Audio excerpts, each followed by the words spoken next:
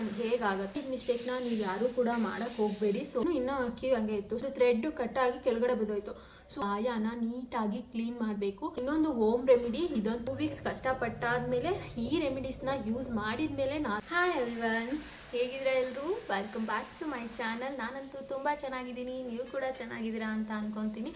So ಇವತ್ತಿನ ಈ ವಿಡಿಯೋದಲ್ಲಿ ನಾನು ಸಿ ಸೆಕ್ಷನ್ ಇನ್ಫೆಕ್ಷನ್ ಹೇಗಾಗುತ್ತೆ, ಸೊ ನೀವು ಕೇರ್ ತಗೊಂಡಿಲ್ಲ ಅಂದರೆ ಏನೆಲ್ಲ ಪ್ರಾಬ್ಲಮ್ ಕ್ರಿಯೇಟ್ ಆಗುತ್ತೆ, ಆ್ಯಂಡ್ ಸಿ ಸೆಕ್ಷನ್ ಇನ್ಫೆಕ್ಷನ್ ಗಾಯ ವಾಸಿ ಆಗಲು ನೀವು ಏನೆಲ್ಲ ಕೇರ್ ತಗೊಬೇಕು. ಆ್ಯಂಡ್ ನಾನು ಮಾಡಿದ ಮಿಸ್ಟೇಕ್ನ ನೀವು ಯಾರೂ ಕೂಡ ಮಾಡೋಕ್ಕೆ ಹೋಗಬೇಡಿ. ಸೊ ನಾನೇನು ಮಿಸ್ಟೇಕ್ ಮಾಡಿದೆ ಆ್ಯಂಡ್ ಅದಾದಮೇಲೆ ಗಾಯ ವಾಸಿ ಆಗೋಕ್ಕೆ ಎಷ್ಟು ಟೈಮ್ ತೊಗೊಂತು ಅಂತ ನಿಮ್ಮ ಜೊತೆ ಶೇರ್ ಮಾಡ್ಕೊಬೇಕು ಅಂತ. ಬಿಕಾಸ್ ಯಾರೆಲ್ಲ ಫಸ್ಟ್ ಟೈಮ್ ಸಿ ಸೆಕ್ಷನ್ ಮಾಡಿಸ್ಕೊಂಡಿರ್ತೀರಾ ಅವರಿಗಂತೂ ಸಿಕ್ಕಾಪಟ್ಟೆ ಕನ್ಫ್ಯೂಷನ್ಸ್ ಇರುತ್ತೆ, ಭಯ ಇರುತ್ತೆ. ನನಗೂ ಕೂಡ ಹಾಗೆ ಆಗಿತ್ತು. ಆ್ಯಂಡ್ ಸಿ ಸೆಕ್ಷನ್ ಗಾಯ ವಾಸಿ ಆಗೋಕ್ಕೆ ಆಮೇಲೆ ನಾನು ಟಿಪ್ಸ್ ಏನು ತೊಗೊಂಡಿದ್ದೆ ಅದನ್ನು ನಿಮ್ಮ ಜೊತೆ ಶೇರ್ ಮಾಡ್ತಾ ಇದ್ದೀನಿ. ಈ ಟಿಪ್ಸು ನಿಮಗೆ ಖಂಡಿತವಾಗ್ಲೂ ಯೂಸ್ ಆಗುತ್ತೆ. ಸೊ ವಿಡಿಯೋನ ಎಲ್ಲೂ ಸ್ಕಿಪ್ ಮಾಡಿದೆ, ಕಂಪ್ಲೀಟಾಗಿ ನೋಡಿ. ಅದಕ್ಕಿಂತ ಮುಂಚೆ ಯಾರೆಲ್ಲ ನನ್ನ ಚಾನೆಲ್ನ ಸಬ್ಸ್ಕ್ರೈಬ್ ಮಾಡದೆ ನೋಡ್ತಾ ಇದ್ದೀರಾ, ಪ್ಲೀಸ್ ಸಬ್ಸ್ಕ್ರೈಬ್ ಮಾಡಿ, ಸಪೋರ್ಟ್ ಮಾಡಿ. ಸೊ ಇವಾಗ ವಿಡಿಯೋ ಸ್ಟಾರ್ಟ್ ಮಾಡೋಣ ಬನ್ನಿ. ಸೊ ಆ್ಯಕ್ಚುಲಿ ನಾನು ಹಿಂದಿನ ವಿಡಿಯೋ ಡೆಲಿವರಿ ವ್ಲಾಗಲ್ಲಿ ಹೇಳಿದ್ದೀನಿ, ನಾನು ಆ್ಯಕ್ಚುಲಿ ಸಿ ಸೆಕ್ಷನ್ ಬಗ್ಗೆ ನನಗೆ ಸ್ವಲ್ಪನೂ ಐಡಿಯಾ ಇರಲಿಲ್ಲ. ಸಿ ಸೆಕ್ಷನ್ ಆಗುತ್ತೆ ಅಂತ ನನ್ನ ಮೈಂಡಲ್ಲಿ ಒಂದು ಸ್ವಲ್ಪನೂ ಇರಲಿಲ್ಲ. ನಾನು ನಾರ್ಮಲ್ಲೇ ಆಗುತ್ತೆ ಅಂತ ಫಿಕ್ಸ್ ಆಗಿಬಿಟ್ಟಿದ್ದೆ. ಸೊ ಹಾಗಾಗಿ ನಾನು ಸಿ ಸೆಕ್ಷನ್ ಡೆಲಿವರಿ ಬಗ್ಗೆ ಏನೂ ತಿಳ್ಕೊಂಡಿರಲಿಲ್ಲ. ಆ್ಯಂಡ್ ನಂದು ಬ್ಯಾಡ್ ಲಕ್ಕು, ನನ್ನ ರಿಲೇಟಿವ್ಸು, ನಮ್ಮ ಅಮ್ಮ ಅಕ್ಕ ಯಾರಿಗೂ ಸಿ ಸೆಕ್ಷನ್ ಆಗಿಲ್ಲ. ಸೊ ನನಗೆ ಗೊತ್ತಿರೋರ್ಗೆ ಯಾರಿಗೂ ಸಿ ಸೆಕ್ಷನ್ ಆಗದೆ ಇರೋದ್ರಿಂದ ನನಗೆ ಯಾರೂ ಅದರಿಂದ ಏನಾಗುತ್ತೆ, ಸಿ ಸೆಕ್ಷನ್ನ ಹೇಗೆ ವಾಸಿ ಮಾಡ್ಕೊಬೇಕು, ಗಾಯ ಎಲ್ಲ ಅದ್ರ ಬಗ್ಗೆ ಯಾರೂ ನನಗೆ ಹೇಳ್ಕೊಡೋರು ಇರಲಿಲ್ಲ. ಹಾಗಾಗಿ ನಾನು ತುಂಬ ಕಷ್ಟಪಟ್ಟಿದ್ದೀನಿ. ನಾನು ಪಟ್ಟಿರೋ ಕಷ್ಟನ ನೀವು ಯಾರೂ ಕಷ್ಟಪಡಬಾರ್ದು ಅನ್ನೋದೇ ನನ್ನ ಒಂದು ಕನ್ಸರ್ನ್. ಸೊ ಅದಕ್ಕೋಸ್ಕರ ಈ ವಿಡಿಯೋ ಮಾಡಬೇಕು ಅನಿಸ್ತು. ಸೊ ನಾನು ಫಸ್ಟು ಏನಾಯಿತು ಅಂದರೆ, ನಾನು ಡೆಲಿವರಿ ಆದಾದಮೇಲೆ, ನಾನು ಡೆಲಿವರಿ ಆಗಲೇ ಹೇಳಿರೋ ಹಾಗೆ ನನ್ನ ಪಾಪನ ಐಸಿಯುಲಿ ಇಟ್ಬಿಟ್ಟಿದ್ರು. ಬಿಕಾಸ್ ಅವನಿಗೆ ಡಿಹೈಡ್ರೇಷನ್ ಆಗಿತ್ತು, ನಾನು ಬ್ರೆಸ್ಟ್ ಫೀಡ್ ಮಾಡದೇ ಇರೋದ್ರಿಂದ. ಹಾಗಾಗಿ ಅವನು 5 ಡೇಸ್ ಐಸಿಯುಲಿದ್ದ. ಸೊ 5 ಡೇಸ್ ಐಸಿಯುಲಿ ಇದ್ದಿದ್ದರಿಂದ ನಾನು ಐಸಿಯುಗೆ ಹೋಗಿ, ನಾನು ಡೆಲಿವರಿ ಆಗಿದ್ದು ಗೌರ್ಮೆಂಟ್ ಹಾಸ್ಪಿಟಲಲ್ಲಿ. ಸೊ ಐಸಿಯುಗೂ ನನ್ನ ವಾರ್ಡಿಗೂ ಸ್ವಲ್ಪ ದೂರ ಇತ್ತು. ಸೊ ಆಗ ನನಗೆ ಗೊತ್ತಿರಲಿಲ್ಲ, ಬೇಕಂದರೆ ನಾವು ಅಲ್ಲೇ ಹತ್ತಿರ ಇರೋ ವಾರ್ಡಿಗೆ ಹಾಸ್ಕೊಬೋದಿತ್ತಂತೆ. ಬಟ್ ನನಗೆ ಸಿ ಸೆಕ್ಷನ್ ಆದಮೇಲೆ ಅಷ್ಟೊಂದು ಓಡಾಡಬಾರ್ದು ಅನ್ನೋ ಐಡಿಯಾನೇ ಇಲ್ಲ. ಸೊ ನಾನು ನನ್ನ ಪಾಪು ಬೇಗ ಹುಷಾರಾದರೆ ಸಾಕು ಅನ್ನೋದು ಅಷ್ಟೇ ನನ್ನ ಮೈಂಡಲ್ಲಿತ್ತು. ಹಾಗಾಗಿ ನಾನು ಸಿ ಸೆಕ್ಷನ್ ಆಗಿ ಆ್ಯಕ್ಚುಲಿ 2 ಡೇಸ್ ಆದಮೇಲೆ ಪಾಪುನ ಐಸಿಯುಲಿ ಇಟ್ಟಿದ್ದು. ಅಲ್ಲಿವರೆಗೂ ಚೆನ್ನಾಗಿದ್ದ. ಸೊ ನಾನು ಫಸ್ಟ್ ವಾಕ್ ಮಾಡಿದೆ. ಅದಂತೂ ಸಿಕ್ಕಾಪಟ್ಟೆ ಕಷ್ಟ ಇರುತ್ತೆ ಸಿ ಸೆಕ್ಷನಲ್ಲಿ ಫಸ್ಟ್ ವಾಕ್.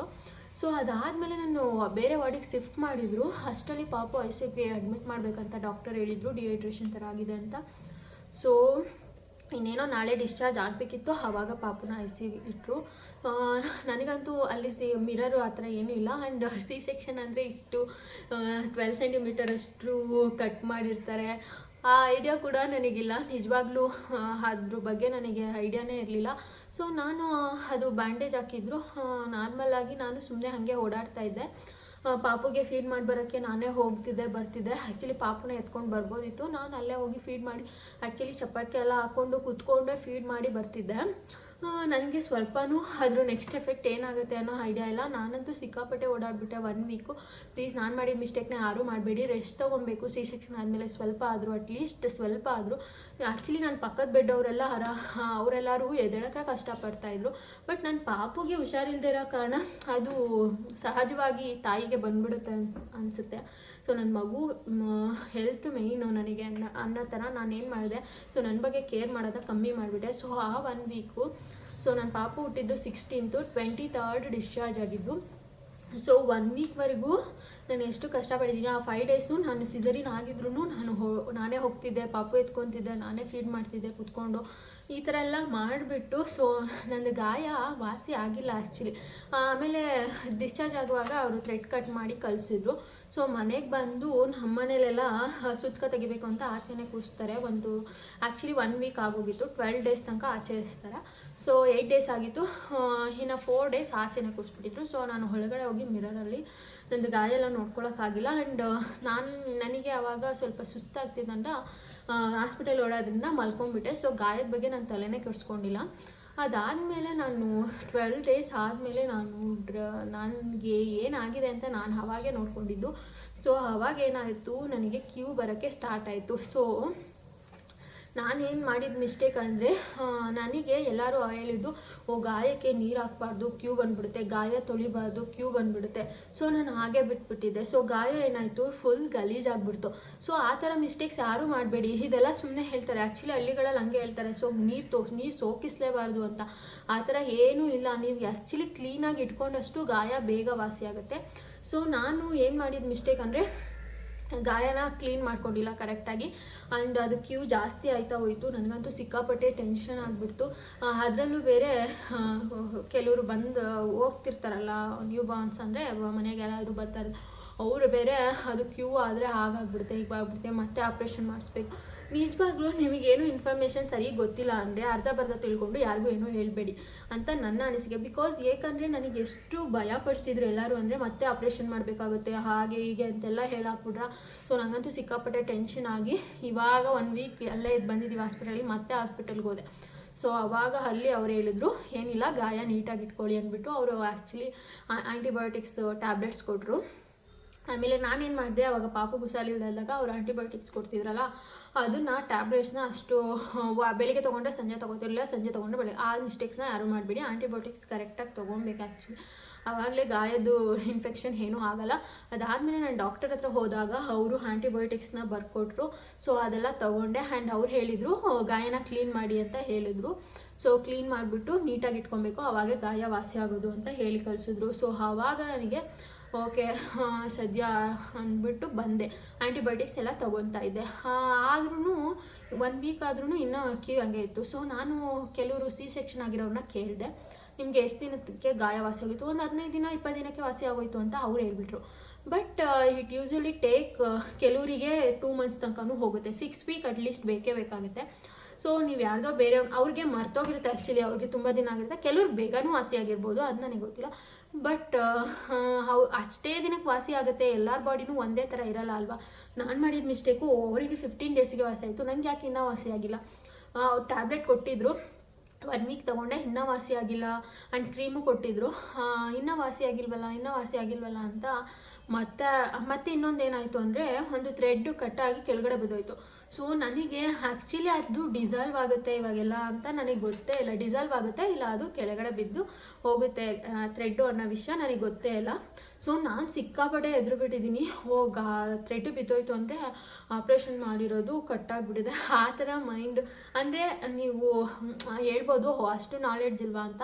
ಬಟ್ ಆ ಟೈಮಲ್ಲಿ ನಾವು ಹೊಸದಾಗಿ ಬೇಬಿ ಡೆಲಿವರಿ ಆದಮೇಲೆ ನಮ್ಗೆ ನಿಜವಾಗ್ಲೂ ಏನೂ ಗೊತ್ತಾಗ್ತಾನೆ ಇರಲ್ಲ. ಬಿಕಾಸ್ ನಮ್ಮದು ಬಾಡಿ ಫುಲ್ಲು ಆಲ್ಟ್ರ್ ಆಗಿರುತ್ತೆ. ಸೊ ನಮಗೆ ನಿಜವಾಗ್ಲೂ ಏನಂತಲೇ ಗೊತ್ತಾಗ್ತಾ ಇರಲ್ಲ.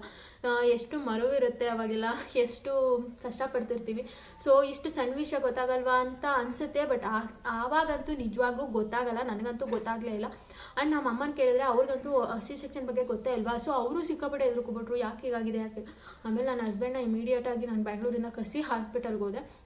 ಸೊ ಅವಾಗ ಅವ್ರು ಹೇಳಿದರು ಕಟ್ಟಾಗಿ ಬೀಳಬೇಕು, ಅದರಲ್ಲೇನಿದೆ, ಬಿದ್ರೇ ಒಳ್ಳೆಯದು ಅಂತ ಹೇಳಿದ್ರು. ಸೊ ಅವಾಗ ನನಗೆ ಎಷ್ಟು ಭಯ ಇತ್ತು, ಸೀರಿಯಸ್ಲಿ ಆ ಭಯ ಎಲ್ಲ ಹೋಯಿತು.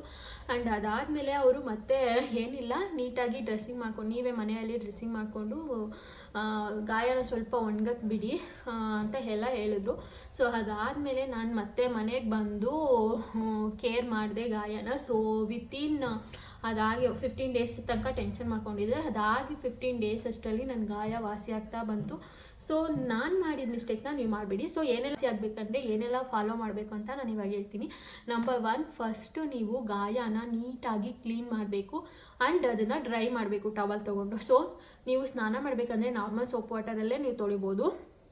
ಸೊ ತೊಳ್ಕೊಂಡು ನೀವು ಸ್ನಾನ ಮಾಡಿ ಬಂದಾದಮೇಲೆ ಡ್ರೈ ಟವಲಿಂದ ನೀವು ಏನು ಮಾಡಬೇಕು, ಗಾಯನ ಕ್ಲೀನ್ ಮಾಡಬೇಕು, ಡ್ರೈ ಮಾಡಬೇಕು, ಆಯಿತಾ. ಸೊ ಎಲ್ಲರೂ ಹೇಳ್ತಾರಲ್ಲ ನೀರೇ ಹಾಕ್ಬಾರ್ದು, ಅದೆಲ್ಲ ಏನಿಲ್ಲ. ನಾನು ನೀರು ಹಾಕಿ ತೊಳಿತಿದ್ದೆ, ಸೋಪ್ ಹಾಕಿ ತೊಳಿತಿದ್ದೆ, ಅದಾದಮೇಲೆ ನೀಟಾಗಿ ಡ್ರೈ ಮಾಡ್ತಿದ್ದೆ, ಆಯಿತಾ. ಸೊ ನೀವು ಆ ಥರ ಡ್ರೈ ಮಾಡಬೇಕು.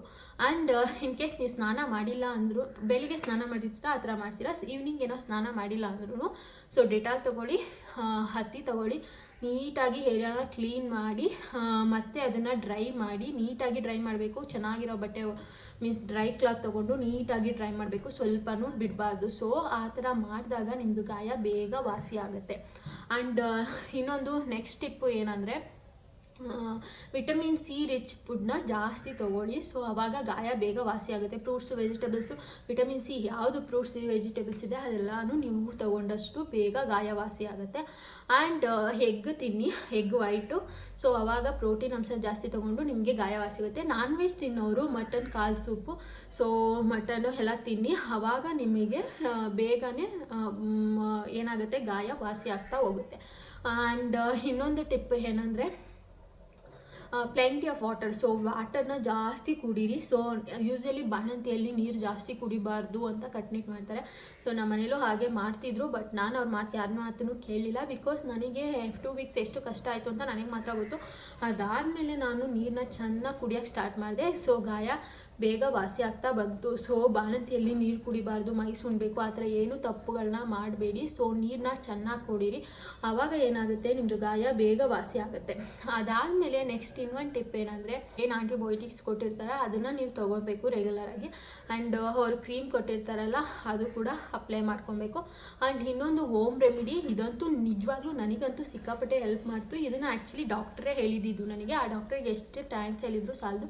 ಅದನ್ನು ಆ ರೆಮಿಡಿನ ಯೂಸ್ ಮಾಡಿದ್ಮೇಲೆ ಆ್ಯಕ್ಚುಲಿ ನಂದು ಗಾಯ ಬೇಗ ವಾಸಿಯಾಗಿದ್ದು. ಅದು ಏನಂದರೆ, ಸೊ ಹರಳುಪ್ಪಿರುತ್ತಲ್ಲ, ಹರಳುಪ್ಪನ್ನು ಒಂದು ಸ್ವಲ್ಪ ಹುರಿದುಬಿಟ್ಟು ಅದನ್ನು ಚೆನ್ನಾಗಿರೋ ಒಂದು ಬಟ್ಟೆಗೆ ಇಟ್ಕೊಂಡು ಶಾಖ ಕೊಡೋದು. ನಿಮಗೆಲ್ಲ ಗೊತ್ತಿರುತ್ತೆ ಶಾಖ ಕೊಡೋದು. ಅದನ್ನು ಗಾಯದ ಮೇಲೆ ಎಲ್ಲಿ ಕ್ಯೂ ಆಗಿದೆ, ಎಸ್ಪೆಷಲಿ ಕ್ಯೂ ಆಗಿದ್ರೆ ಕ್ಯೂ ಮೇಲೆ ಅದನ್ನ ಶಾಖ ಕೊಟ್ಕೊಂಡ್ರೆ ನೀವು, ಸೊ ಅದು ಬೇಗ ಮಾಯುತ್ತೆ ಗಾಯ.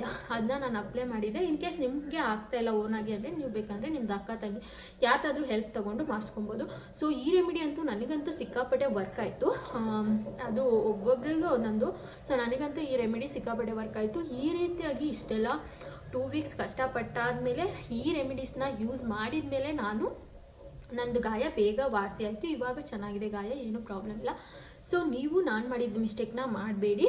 ಸೊ ಗಾಯನ ನೀಟಾಗಿ ಇಟ್ಕೊಳ್ಳೋದು is very very important. So C section ಆಗಿದೆ ಅಂದರೆ ಫಸ್ಟ್ ಆಫ್ ಆಲ್ ನೀವೇನು ಮಾಡಬೇಕು, ಗಾಯನ ನೀಟಾಗಿ ಕ್ಲೀನ್ ಮಾಡ್ಕೊಳ್ಳಿ.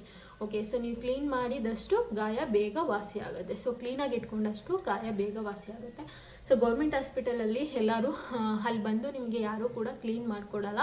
ಸೊ ನೀವು ತಿಳ್ಕೊಂಡು ನೀವೇ ಮಾಡ್ಕೊಬೇಕು. ಪ್ರೈವೇಟ್ಗಳಲ್ಲಿ ಅವರೇ ಮಾಡ್ಕೊಡ್ತಾರಂತೆ.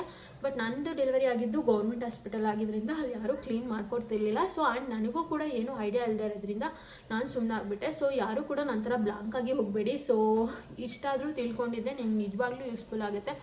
ಸೊ ಯಾರಿಗಾದರೂ ಸಿ ಸೆಕ್ಷನ್ ಆಗಿದೆ ಅಂದರೆ ಈ ವಿಡಿಯೋ ನೋಡಿ ನಿಮ್ಗೆ ಏನಾದರೂ ಹೆಲ್ಪ್ ಆಗಿದೆ ಅಂದರೆ ಈ ವಿಡಿಯೋಗೊಂದು ಲೈಕ್ ಮಾಡಿ. ಸೊ ನಿಮ್ಮದು ಗಾಯ ಬೇಗ ವಾಸಿ ಆಗುತ್ತೆ. ಈ ಟಿಪ್ಸ್ನ ಯೂಸ್ ಮಾಡಿದರೆ ಖಂಡಿತ ಬೇಗ ವಾಸಿ ಆಗುತ್ತೆ. ಯಾರು ಕೂಡ ಹೆದ್ರುಕೊಳ್ಳೋಕೆ ಹೋಗಬೇಡಿ. ಸೊ ಭಯ ಪಡಬೇಡಿ. ಆ ಕ್ಷಣಕ್ಕೆ ಭಯ ಆಗುತ್ತೆ. ಬಿಕಾಸ್ ಆಲ್ರೆಡಿ ನಿಮಗೆ ಬೇರೆ ಬೇರೆ ಟೆನ್ಷನ್ಸ್ ಇರುತ್ತೆ. ಅಮ್ಮ ಆಗಿದ್ದೀರ ಅಂದರೆ ನಿಮ್ಮ ಮೈಂಡ್ ಸ್ವಲ್ಪ ಕುಗ್ಗೋಗಿರುತ್ತೆ. ಸೊ ಡೆಲಿವರಿ ಆದಮೇಲೆ ಮೈಂಡ್ ಸ್ವಲ್ಪ ಕುಗ್ಗೋಗಿರುತ್ತೆ. ಆ ಸಮಯದಲ್ಲಿ ಈ ಥರ ನಿಮಗೆ ಪೇಯ್ನು, ನೀವು ನಿಮ್ಮನ್ನ ಕೇರ್ ಮಾಡೋಕ್ಕಿಂತ ಜಾಸ್ತಿ ಮಗುನ ಕೇರ್ ಮಾಡೋಕ್ಕೆ ಸ್ಟಾರ್ಟ್ ಮಾಡಿರ್ತೀರ. ಸೊ ನಿಮ್ಮ ಬಗ್ಗೆನೂ ಕೇರ್ ತಗೊಳ್ಳಿ. ಆ್ಯಂಡ್ ನಿಮ್ಮದು ಆ್ಯಕ್ಚುಲಿ ಹೆಲ್ಪ್ ತಗೊಳ್ಳಿ. ಓಕೆ, ನೀವು ಹೋಗಿ ಪಾಪುನ ಎತ್ಕೊಳ್ಳೋದು ಬಗ್ಗೋದು ಎಲ್ಲ ಮಾಡ್ತಿದ್ದ ಆ ಥರ ಮಾಡಬೇಡಿ. ಒಂದು ಸ್ವಲ್ಪ ದಿನ ಆದರೂ ಅಟ್ಲೀಸ್ಟ್ ಆ ಥರ ಮಾಡಬೇಡಿ. ಆ್ಯಂಡ್ ಜಾಸ್ತಿ ಕೂತ್ಕೊಬೇಡಿ. ಸೊ ಜಾಸ್ತಿ ಕೂತ್ಕೊಂಡಷ್ಟು ಬ್ಯಾಕ್ ಪೇನ್ ಬರುತ್ತೆ ನಿಮಗೆ. ಸೊ ಅಮ್ಮಂದು, ಅಜ್ಜಿದು, ಹಸ್ಬೆಂಡು ಎಲ್ಲರದ್ದು ಹೆಲ್ಪ್ ತಗೊಳ್ಳಿ. ಸೊ ನಾನು ಅದಾದಮೇಲೆ ಹೆಲ್ಪ್ ತೊಗೊಳಕ್ಕೆ ಸ್ಟಾರ್ಟ್ ಮಾಡಿದೆ. ಸ್ವಲ್ಪ ಬ್ರೆಸ್ಟ್ ಫೀಡ್ ಮಾಡುವಾಗ ಮಾತ್ರ ನಾನು ಕ್ಯಾರಿ ಮಾಡ್ತಿದ್ದೆ. ಬೇರೆ ಟೈಮಲ್ಲಿ ಅಮ್ಮ ಅಜ್ಜಿ ನೋಡ್ಕೊತಿದ್ರು. ಸೊ ಅವರಿಂದನೂ ಕೂಡ ನನಗೆ ತುಂಬ ಸಪೋರ್ಟ್ ಸಿಕ್ತು. ಹಾಗಾಗಿ ನನ್ನದು ಗಾಯ ಬೇಗ ವಾಸಿ ಆಯಿತು. ಸೊ ಈ ವಿಡಿಯೋದಿಂದ ನಿಮ್ಗೆ ಯಾರಿಗಾದರೂ ಒಂದಿಷ್ಟಾದರೂ ಹೆಲ್ಪ್ ಆಗಿದರೆ ಒಂದು ಲೈಕ್ ಮಾಡಿ.